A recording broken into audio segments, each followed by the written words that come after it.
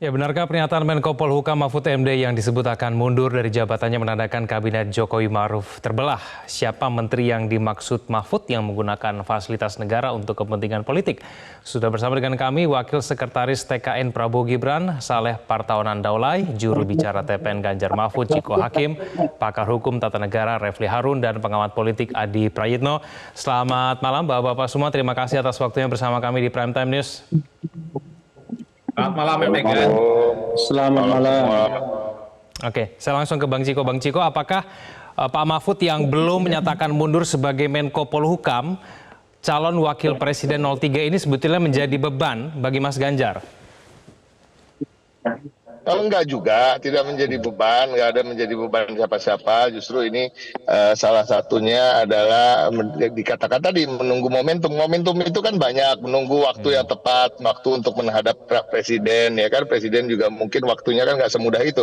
Apa besok mau ngadep, besok ketemuin, ya kan, dan lain-lain. Tapi yang paling tahu kapannya itu adalah mereka berdua. Jujur aja, kalau ditanya ke TPN, ditanya ke siapapun yang ada di pihak kami, menyerahkan sepenuhnya kepada beliau-beliau yang menentukan, dan itu pembicaraan di antara mereka berdua. Memang dibicarakan juga dengan partai-partai pendukung, tapi setelah mereka berdua fix menentukan apa arah berikut ke depannya. Bang Ciko, tapi kemudian ketika tidak mengatakan bahwa ada menteri-menteri lain yang kemudian menjadi tim ses lalu menggunakan fasilitas negara, ini sebetulnya ditujukan ke siapa, Bang Ciko?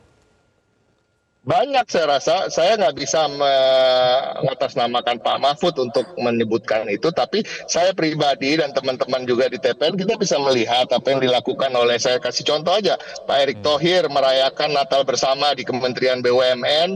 Dia hanya mengundang salah satu menteri, yang menterinya itu Pak Prabowo gitu. Ya kan, apa hubungannya di situ? Kita juga bertanya-tanya. Ini kadang-kadang kan memang bisa dibilang tidak melanggar aturan, tetapi kan secara jelas itu adalah kampanye terselubung, ya kan. Terus juga senior saya, Menteri Zulkifli Hasan, ya kan, berkeliling menyebut bansos adalah bansos Jokowi, dan juga memberikan signal-signal seakan-akan ya kalau memang ini mau dilanjutkan harus memilih pasangan Prabowo Gibran. Dan juga Menko Airlangga juga melakukan itu. Menko Airlangga juga menggelar acara internal kementeriannya beliau, juga yang diundang menteri yang lain, yang diundang cuma satu, yaitu Menteri Prabowo. Dan ini hal-hal ini terus berlanjut. Juga Kepala Staf Presiden misalnya menjadi seakan-akan juru bicara KPU ketika dia mengomentari soal pelanggaran yang dilakukan, deklarasikan dukungan untuk Prabowo Gibran. Sementara dan Satpol PP terus berlanjut dan oke. Bang Ciko, apakah kemudian maksud Pak Mahfud juga mengatakan itu juga ingin mendorong bahwa menteri-menteri yang masuk ke dalam tim ses dari indikasi dia melakukan itu? Oke, Bang Ciko, apakah kemudian maksud dari Pak Mahfud ini juga untuk mendorong menteri-menteri lain juga mengatakan akan mundur nanti pada waktunya begitu?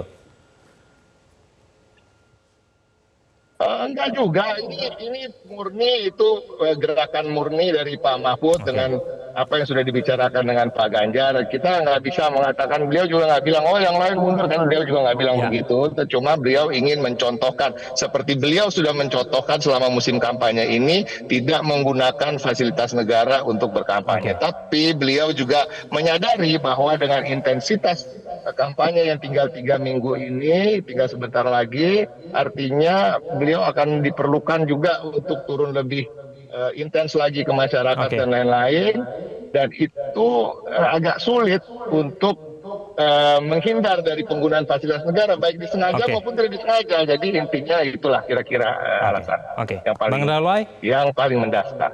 Baik, saya ke Bang Daulay. Bang Daulay, menteri-menteri yang termasuk dalam tim ses 02 apakah merasa tersindir dengan pernyataan Pak Mahfud? Sebetulnya nggak ada yang tersindir, karena juga begini, bahwa Presiden memang memiliki hak prerogatif untuk memilih para pembantu yang akan bekerja di Kabinet Indonesia, yang memang di mana Presiden sendiri yang akan tentu menggunakan tenaga mereka dan pikiran mereka dalam rangka melayani masyarakat. Nah, sekarang kan Presiden sudah menunjuk dan mengangkat menteri-menteri tersebut. Nah, karena itu tentu berdasarkan hal tersebut, para menteri ini tentu dipersilahkan jika memang mereka tidak, katakanlah, merasa mampu lagi untuk melaksanakan tugas atau merasa tidak sesuai lagi di tempat tersebut untuk mengundurkan diri, dan itu adalah hak dari menteri yang bersangkutan, kan nggak bisa juga dipaksa. Kalau misalnya seseorang sudah jadi menteri terus dipertahankan dan sementara yang bersangkutan sudah, katakanlah, merasa lebih enak di luar, ya tentu Presiden harus memberikan izin kalau memang ada yang minta keluar gitu. Kemudian berkenaan dengan apakah misalnya TKN merasa tersinggung, saya kira tidak, karena sebab kalau sekarang kita lihat menteri-menteri yang sekarang bekerja di kabinet itu juga banyak dari partai-partai pengusung paslon lain. Ya katakanlah misalnya kalau Nasdem sendiri kan masih punya menteri di dalam, PKB masih punya menteri di dalam, PDI Perjuangan tentu masih banyak begitu loh. Dan karena itu tentu ini adalah satu cermin, semestinya adalah cermin kegotong royongan, di mana kontestasi politik yang terjadi di Indonesia ini tidak sampai merusak sendi-sendi kehidupan berbangsa dan bernegara kita. Pelayanan terhadap masyarakat yang dipercayakan kepada para menteri-menteri yang ada sekarang di kabinet itu harus terus berjalan sesuai dengan yang semestinya. Bang Daulay, tapi bagaimana kemudian menjawab bahwa menteri-menteri ini tidak menggunakan fasilitas negara ketika berkampanye, Bang Daulay? Jadi pertanyaan seperti ini sebetulnya bukan hanya ke TKN mestinya, juga kepada paslon-paslon lain yang dimana menterinya juga ada di sana. Itulah sebabnya saya jelaskan tadi. Kan menteri-menteri itu misalnya contoh ya, bantuan-bantuan sosial. Nah, menteri sosial itu kan sampai hari ini itu masih dijabat oleh Ibu Risma yang notabene adalah kader terpilih dari PDI Perjuangan. Gitu loh. Jadi kalau misalnya dikatakan menggunakan fasilitas negara dan seterusnya, semestinya menteri-menteri yang menangani teknis persoalan-persoalan yang berkenaan dengan bantuan sosial seperti ini misalnya, itu juga menjadi hal yang dipertanyakan. Tetapi kita di TKN tidak pernah mempersoalkan seperti itu. Kemudian katakan misalnya menteri desa, mereka punya pendamping desa di seluruh Indonesia, dan itu adalah menteri yang kader dari PKB, di mana PKB sekarang ini mencalonkan Muhaimin Iskandar sebagai pasangan cawapres untuk paslon nomor 1 gitu. Dan ini terjadi juga pada menteri-menteri yang lain, dan saya kira banyak. Jadi bukan hanya di TKN. Kalau di TKN ini sih paling ya sama jumlahnya dengan apa yang ada di paslon-paslon lain yang di luar TKN, di luar 02 gitu. Jadi saya kira ini tidak bisa digeneralisasi seperti itu. Dan karena itu tentu kita berharap kalaupun mereka tetap masih ada di kabinet, mereka harus tetap bekerja secara profesional. Dan ingat, yang dipersoalkan itu sebetulnya adalah dilarang menggunakan fasilitas negara untuk memenangkan satu paslon tertentu. Dilarang membawa fasilitas negara, menggunakan fasilitas negara untuk menjadi kendaraan politik dalam rangka memenangkan paslon tertentu. Itu sebetulnya intinya. Jadi kalau mereka tetap bekerja profesional, katakan misalnya kampanye, lalu mereka cuti di luar tanggungan negara, mereka tidak pakai fasilitas negara, saya kira tidak ada yang dilanggar, dan aturan itu ada aturannya dan itu dibolehkan. Nah, itulah sebabnya saya kira wacana terakhir yang muncul kayak tadi, Presiden Jokowi mengatakan ya dibolehkan saja menteri berkampanye, Presiden juga boleh kampanye, itu adalah hak politik yang memang dilindungi oleh undang-undang begitu. Oke, kita tanya aturannya ke Bang Refli ya. Bang Refli, aturannya sebetulnya seperti apa sih mengenai penggunaan fasilitas negara ini oleh pembantu Presiden? Iya, pertama kita harus jelas paradigmanya ya, bahwa yang namanya kampanye itu kita upayakan menjadi pemilu yang luber dan jurdil, itu pemilu konstitusional. Dan pemilu konstitusional itu adalah hak masyarakat, jadi bukan hak pejabat, bukan hak yang lain, tapi hak masyarakat, warga negara secara keseluruhan, dan di dalamnya tentu ada aktor-aktor politik juga. Itu satu. Yang kedua, kalau kita lihat aturan mengenai kampanye bagi pejabat publik, itu kita tidak bisa cuma melihat satu sisi saja, bahwa dibolehkan berkampanye, tapi kita juga harus lihat aturan-aturan lainnya yang kalau kita ikuti semuanya, barangkali sulit bagi pejabat publik untuk berkampanye. Karena ada aturan-aturan yang ketat. Satu misalnya, dia harus cuti. Kalau kita bicara cuti ya, coba lihat, ada nggak menteri yang so far cuti ketika dia kemudian mengindikasikan atau berkampanye untuk paslon tertentu. Nggak ada yang cuti sampai saat ini. Yang kedua, dia tidak boleh menggunakan fasilitas negara kecuali fasilitas pengamanan. Sepanjang yang saya tahu, fasilitas pengamanan yang khusus itu hanya presiden dan wakil presiden. Menteri nggak ada fasilitas pengamanan khusus selayaknya seperti seorang presiden. Apakah bisa dia pergi kampanye tanpa sopir, tanpa mobil dinas, tanpa atribut-atribut dan lain sebagainya? Berikutnya lagi adalah pasal lain yang mengatakan bahwa dia tidak boleh membuat sebuah keputusan yang menguntungkan paslon lain. Kalau kita bicara keputusan dalam teori administrasi negara, itu bisa berupa yang tertulis maupun hal yang tidak tertulis. Misalnya sikap dia, gesture dia, itu bisa diartikan sebuah keputusan yang kemudian bisa diikuti oleh bawahannya, oleh orang lain, padahal itu jelas bukan hal yang diperbolehkan karena dia tidak dalam keadaan cuti dan tidak dalam keadaan berkampanye. Jadi kalau kita mengikuti aturan itu luar biasa beratnya. Itu satu. Tapi yang sampai kedua, sekarang sudah ada yang melanggar belum, Bang Refli? Sampai sekarang sudah ada yang melanggar? Banyak yang melanggar. Zulkifli Hasan melanggar itu ketika menjadi Menteri Perdagangan, tiba-tiba dia tasyahudnya dia bilang 2 jari, itu kan jelas pada saat dia Menteri Perdagangan. Erick Thohir dia hadir di dalam debat, ya.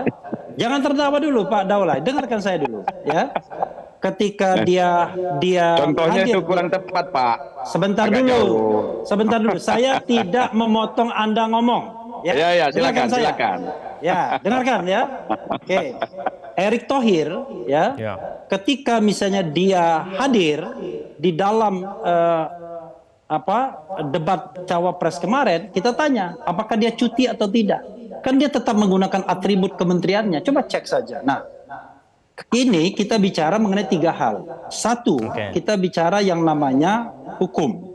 Yang kedua, kita bicara namanya politik. Ketiga, kita bicara namanya etika. Secara hukum, memang tidak ada aturan karena sudah diputuskan, sudah diubah oleh Mahkamah Konstitusi bahwa menteri tidak harus mundur ketika menjadi calon presiden atau calon wakil presiden. Sekali lagi, itu MK yang menjadi penyebab. Tidak ada larangan. Tapi dari segi etika dan politik, kita bisa berdebat panjang. Ya. Jadi dari sisi etika kita akan lihat etis atau tidak. Dari sisi politik, orang mengatakan, wah ini positioning politiknya menguntungkan atau tidak menguntungkan. Misalnya Pak Mahfud, kenapa baru sekarang ngomong sekarang untuk berhenti misalnya. Ya. Baik, Bang Kemudian Refli, mohon maaf kita harus Menteri jeda dulu. Pertahanan, kenapa mempertahankan jabatannya. Jadi panjang itu ceritanya secara etika dan politik. Baik, saya akan berikan kesempatan ke Mas Adi nanti untuk mengomentari. Pemirsa jangan kemana-mana, kami akan kembali usai jeda.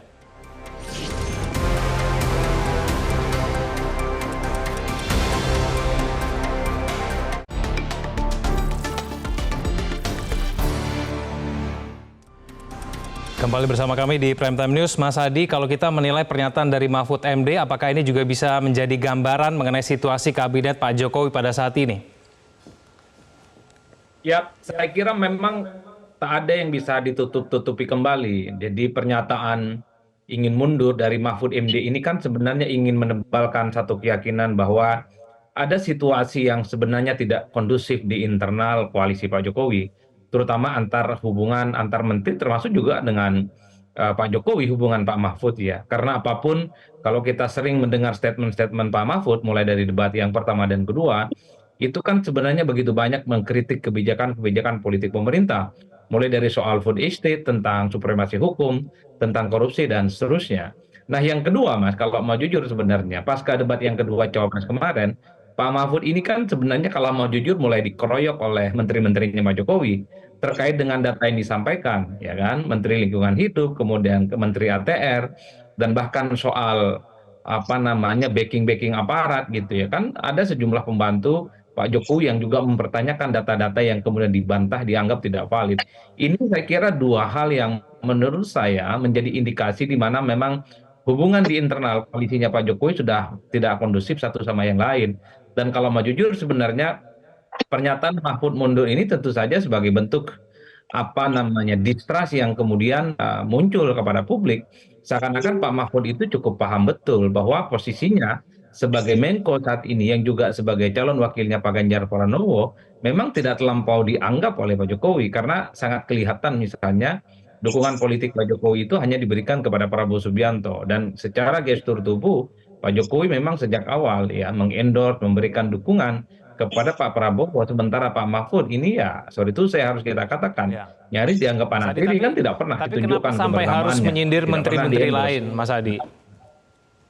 Ya, apa sih yang kurang dari Pak Mahfud ini? Dia punya integritas, punya kapasitas, profesor, ahli hukum, tidak punya rekam jejak yang hitam, dan seterusnya, dan seterusnya. Tapi kan publik tahu bahwa posisi Pak Mahfud sebagai pendampingnya Pak Ganjar ini kan relatif tidak terlampau dianggap. Ini juga yang saya kira menjadi variabel penting kenapa isu soal mundurnya Pak Mahfud ini belakangan cukup kencang. Bagi saya lebih cepat lebih baik Pak Mahfud menyatakan diri untuk mundur, karena telanjur basah ya mandi aja sekalian. Pertama dari segi narasi politik misalnya memang sudah banyak yang kritis. Yang kedua ya sangat kelihatan bahwa Pak Mahfud ini sudah mulai tidak mendapatkan dukungan, terutama di internal partai koalisi para pendukung nomor 2 dari koalisinya Bang Saleh Daulay ini. Yang ketiga ya saya kira memang ini akan memberikan angin kepada Pak Mahfud ya untuk semakin total bahwa melakukan kerja-kerja politik dan termasuk membangun opini bahwa Indonesia saat ini dari berbagai segmentasi, mau hukum, mau soal korupsi, mau soal ESDM, lingkungan hidup, impor dan seterusnya yang sering dikritik oleh Pak Mahfud bisa disampaikan secara terbuka. Jadi bagi saya pernyataan Pak Mahfud ataupun desakan Pak Mahfud mundur ini tentu akan menjadi dalam tanda kutip proses yang cukup serius di sisa kita menuju Pilpres di 14 Februari yang akan datang. Jangan-jangan nanti akan muncul satu dugaan munculnya Pak Mahfud ini sebentuk petunjuk bahwa memang sejak awal Pak Presiden dalam konteks ini memang tidak pernah netral dan hanya condong dan miring kepada salah satu calon.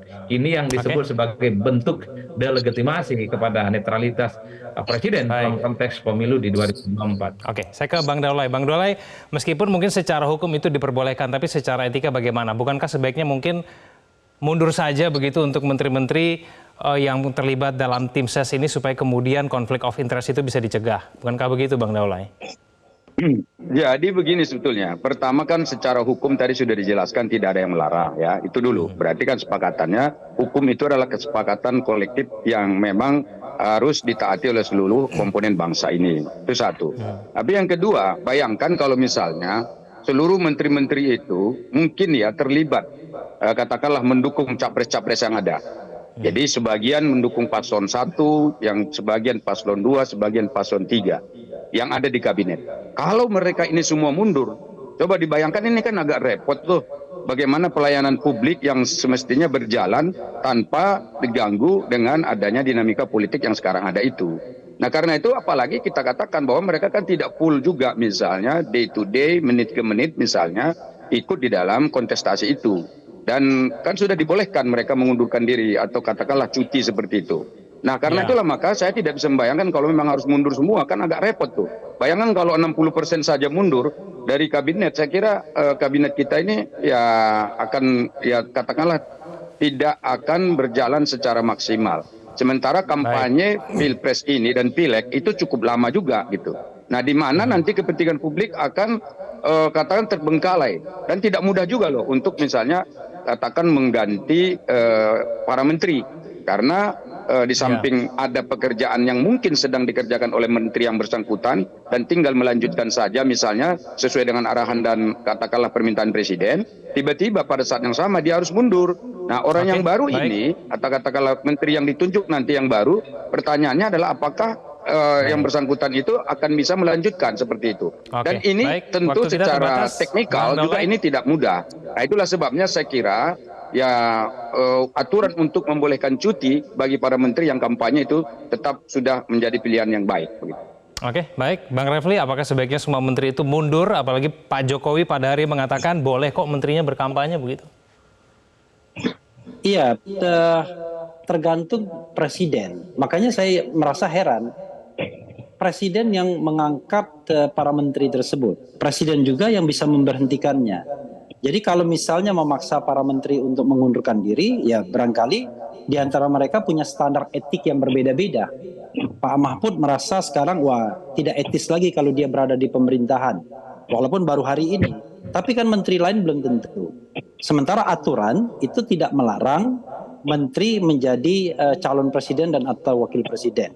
Tapi jangan lupa ya, kita harus juga ikut aturan. Yang saya katakan tadi adalah khusus menteri yang menjadi calon presiden dan calon wakil presiden. Tapi kalau menteri mau berkampanye tetapi tidak punya standing, itu tidak boleh menurut perundang-undangan. Yang punya standing untuk berkampanye itu dua. Kalau dia ikut dalam tim kampanye atau pelaksana kampanye. Yang kedua, dia adalah anggota partai politik.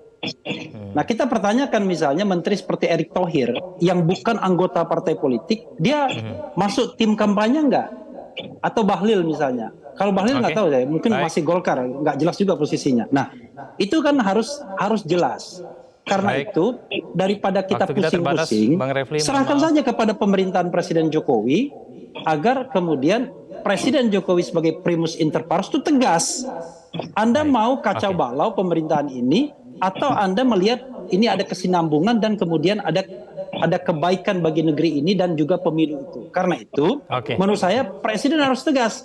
Berhentikan semua menteri atau pertahankan semua menteri, itu soal yang harus diserahkan pada Presiden Jokowi sendiri.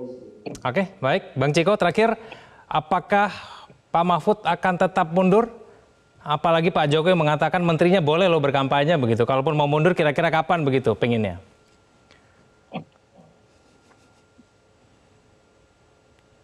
Bang Ciko belum terdengar suaranya, mohon maaf.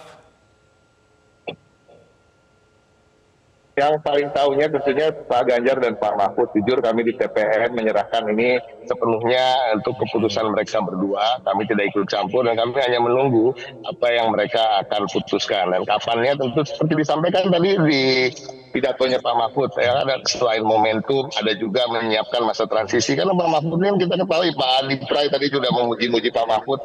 Nggak ada kurangnya dengan integritas, orang yang serius dengan bekerja di bidangnya dan lain-lain. Dan ini juga menarik bagi kami, ini menjadi polemik ketika Pak Mahfud menyampaikan dia akan mundur, tapi dia sama sekali itu alasan utamanya lebih ke alasan pribadi. Kalau kita betul-betul mau mendengarkan apa yang dia sampaikan, bahwa dia tidak ingin ada konflik of interest, menghindari baik sengaja maupun tidak disengaja menggunakan fasilitas negara untuk berkampanye. Dan mungkin dia juga menyampaikan ada eksesnya, bahwa ada beberapa konflik yang kita tenggarai dan kita lihat secara kasat mata menggunakan fasilitas negara dalam berkampanye. Dan agak sulit memang secara sengaja maupun tidak sengaja, karena segala hal itu melekat seperti disampaikan oleh Bung Refli tadi. Bahkan pakaian yang dipakai oleh para menteri ini kan ada anggaran pakaian yang dipakai dari anggaran negara. Jadi agak sulit, dia pulsanya juga diberi negara dan lain-lain.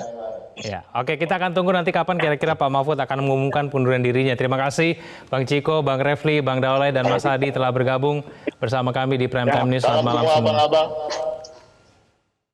Jelajahi cara baru mendapatkan informasi. Download Metro TV Extend sekarang.